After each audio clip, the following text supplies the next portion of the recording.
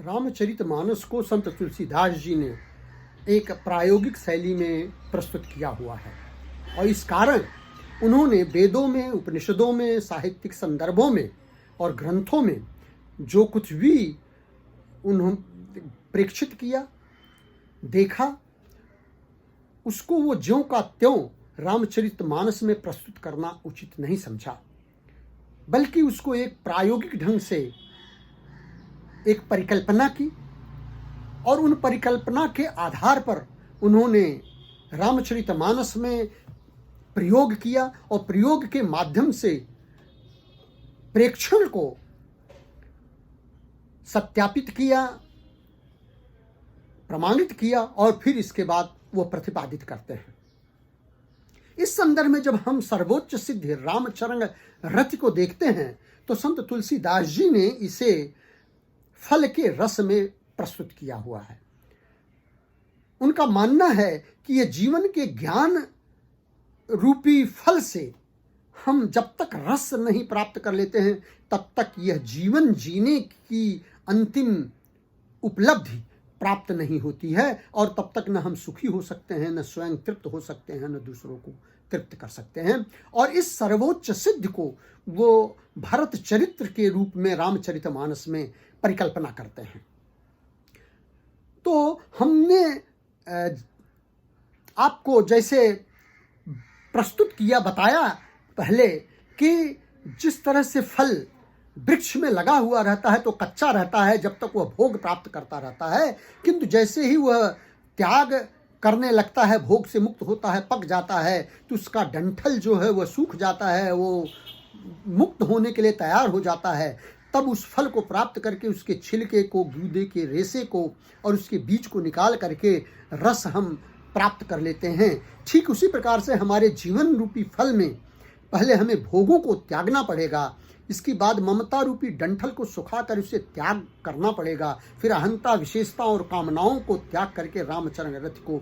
प्राप्त करके हमें तृप्त होना है। तो भरत के चरित्र में संत तुलसीदास जी इसी ढंग की परिकल्पना करते हैं। उनका मानना है कि जब भरत जी ननिहाल से आते हैं तो ननिहाल से आने के बाद जब अयोध्या की सभा गुरु वशिष्ठ के द्वारा आयोजित की जाती है तो गुरु वशिष्ठ का यह प्रस्ताव कि राय राजपद तुम कह दीना, पिता बचन फुर चाहिए कीना, में उनका आग्रह यही है, उनका प्रस्ताव यही है कि अब यह जीवन का जो फल है आपके इस अयोध्या का राज्य प्राप्त करना है, उसके द्वारा स्वयं को तृप्त करना है, उसको भोगना है और उसी के द्वारा आपको अयोध्या वासियों को भी तृप्त करना है। किंतु भरत इस प्रस्ताव को स्वीकारते नहीं हैं और वे कहते हैं कि आपन दारुण दीनता सबहि कहूँ समुझाए, देखे बिन रघुबीर पद जिय कई जनन न जाए। इसके पीछे संत तुलसीदास जी का इन पंक्तियों में संकेत है कि वह बताना चाहते हैं कि जिस तरह से फल से रस प्राप्त करके ही तृप्त हुआ जा सकता है, ठीक उसी प्रकार से हमें प्रयास करना पड़ेगा कि हम ये जो अयोध्या का राज्य वैभव है, भोग है, उसके अंदर उसको त्याग करके और हमें रामचरण रथ रूपी रस उससे प्राप्त करना है, जिससे कि हम भी सुखी हो सकें और अयोध्यावासी भी सुखी हो सकें। और इसी प्रक्रिया में भरत आने के बाद जब अपनी माता से मिलते हैं तो संत तुलसीदास जी जो ये पंक्तियां लिखते हैं कि जब तई कुमत कुमत जी ठयऊ, खंड खंड होय हृदय न गयऊ, बर मांगत मन भय नहीं पीरा, गरिन जीह मुँह परेउ न कीरा, हंस बंस दशरथ जनक राम लखन से भाई, जननी तू जननी भई विधिसन कछुन बसाए। इन पंक्तियों में संत तुलसीदास जी का संकेत ममता के त्याग से है, ममता को समाप्त करना है और इस जब तक वो ममता का डंठल नहीं सूखता है तब तक वह फल पक करके तैयार नहीं होता है रामचरण रथ रूपी रस को देने के लिए। और इसके बाद भरत की जो चित्रकूट यात्रा है वह प्रयास है उस फल से रस निकालने की, उसके छिलके को निकालने की, गूदे से रेशे निकालने की, उसके बीज को निकाल करके और रस प्राप्त करने की। तो उस यात्रा में संपूर्ण अयोध्या वासियों को, गुरुओं को, अपनी माताओं को और यहाँ तक कि वे सारे षड्यंत्रकारी भी जो थे, मंथरा और कैकेयी भी थे, उनको भी लेकर के वह चित्रकूट की यात्रा करते हैं। यह जो प्रयास है संत तुलसीदास जी का और भरत का, यह बताना है कि किस तरह से हम प्रयास करके अपने जीवन में उस फल के द्वारा रस प्राप्त कर सकते हैं। और इसी का संकेत संत तुलसीदास जी उस समय करते हैं जब भरत तीर्थराज प्रयाग पहुंचते हैं, भरद्वाज के आश्रम में जाते हैं और तीर्थराज प्रयाग में स्नान करके उनसे याचना करते हैं कि सकल काम प्रद तीर्थ राऊ, वेद विदित जग प्रगट प्रभाऊ, मांगहु भीख त्याग निज धर्मु, आरत काह न करहि कुकर्मु, अरथ न धर्म न काम रुचि, गति न चहु निर्वाण, जन्म जन्म रति राम पद, यह वरदान न आन। इसके माध्यम से भरत जी अपनी अहंता को, अपनी विशेषता को, अपने सारे ऐश्वर्य और वैभव को त्याग देना चाहते हैं और वो कामना करते हैं, वो बताते हैं कि मुझे कुछ नहीं चाहिए, जन्म जन्म रति राम पद, यह वरदान नयान। वह अपनी लालसा को और अपनी भावनाओं को तीर्थराज प्रयाग के सामने प्रकट करते हैं। और इस तरह से जो चित्रकूट की यात्रा है वह रामचरण रति रूपी रस को प्राप्त करने की है। और इसके माध्यम से संत तुलसीदास जी यह संकेत देते हैं कि अपने जीवन में कैसे अहंता को, विशेषताओं को और कामनाओं को त्याग करके हम रामचरण रति को प्राप्त करते हैं। और चित्रकूट जाने के बाद भरत उनकी भगवान राम की पादुकाओं को पाने के लिए लालायित हो जाते हैं और फिर भगवान राम घटनाओं के साथ यह उनको अपनी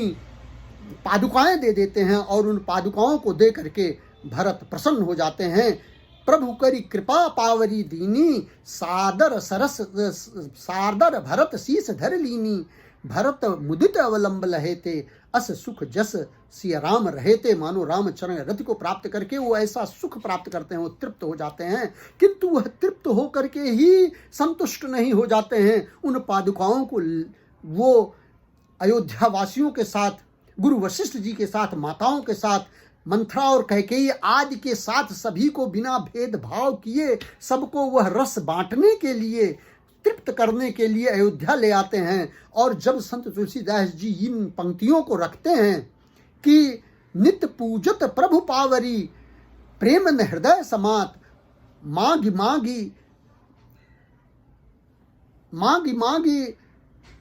आयसु करत राज काज बहुभांति, तो इसके पीछे संत तुलसीदास जी का वही संकेत है कि वह सबको रामचरण रति रूपी रस पिलाना चाहते हैं और त्याग के साथ पिलाना चाहते हैं। अपने से ही सुखी नहीं, दूसरों को सुखी करना चाहते हैं। और इसलिए संत तुलसीदास जी इन पंक्तियों को लिखते हैं कि अवध राज सुर राज सिंहाही, दशरथ धन सुन धन दल जाही, तहिपुर भरत बसत बिनु रागा, चंचरीक जिम चंपक बागा, रमा बिलास राम अनुरागी, तजत बमन जिम जन बड़ भागी। इन पंक्तियों में संत तुलसीदास जी का वही संकेत पुनः दिखाई पड़ता है। और इस तरह से रामचरण रति को कैसे प्राप्त किया जाता है, अपने जीवन में भोगों को त्याग करके, ममता को त्याग करके, अपनी अहंता को और विशेषताओं को त्याग करके, अपने कामनाओं को त्याग करके स्वयं तृप्त हुआ जा सकता है रामचरण रति को प्राप्त करके। और फिर भेदभाव बिना किए उसको मिटा करके रामचरण रति को इस समाज में, इस देश में और परिवार में, संपूर्ण ब्रह्मांड में कैसे प्रसारित किया जा सकता है जिससे कि सभी तृप्त हो सकें, ऐसी परिकल्पना एक प्रायोगिक ढंग से संत तुलसीदास जी ने रामचरितमानस में इस भरत चरित्र के माध्यम से प्रस्तुत की है। और फिर इसी के आधार पर वो आगे प्रयोग करते हैं, जिसे किष्किंधा कांड और सुंदर कांड में यह बताते हैं कि जब व्यक्ति रामचरण रति प्राप्त कर लेता है तो किस तरह से वह सर्वज्ञ हो जाता है, गुणज्ञ हो जाता है, ऐश्वर्यशाली हो जाता है, कुल का त्राता हो जाता है और धर्मपरायण हो जाता है, वो अपने जीवन को सुख देता है। और इसकी परिकल्पना वो करते हैं, इसका प्रमाण देते हैं और एक प्रयोग के माध्यम से, जिसकी चर्चा हम अगले वीडियो में प्रस्तुत करेंगे। और इस तरह से यह रामचरितमानस में संत तुलसीदास जी की एक प्रायोगिक शैली अपने आप में प्रमाणित है।